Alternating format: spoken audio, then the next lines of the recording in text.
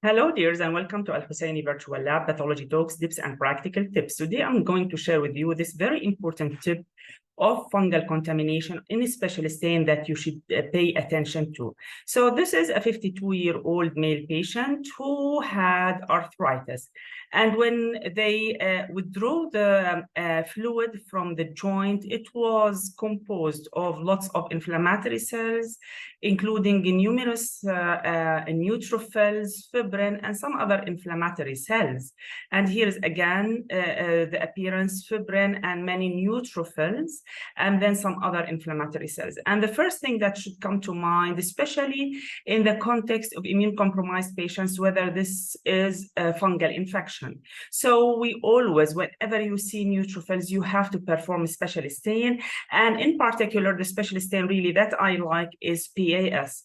So on PAS examination, I started to notice this fungal structures, one here and then more here, hyphae, really. And I was so excited because to me, this would really solve the issue with the patient and the patient can be treated properly. But when surfing through the slide, I've noticed this large bunch of hyphae and to a lesser extent spores. And this is really too much. It's too much to be true.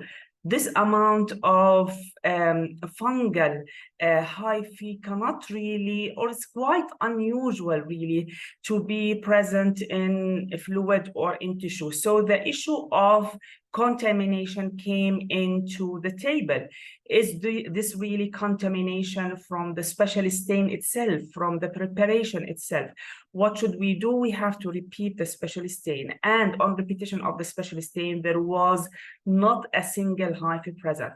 So the message or the tip from today's tip is that whenever you encounter microorganisms, fungal hyphae, fungal spores, even acid-fast bacilli within tissue, you have really to pay attention that these are present in the right context, in the right amount. You have to screen around the tissue to ensure that there is no bacilli or fungal spores and hyphae outside the confines of the tissue. In the rest of the slide, the finding of these microorganisms outside the tissue would mean that this is probably contamination from the preparation solution itself.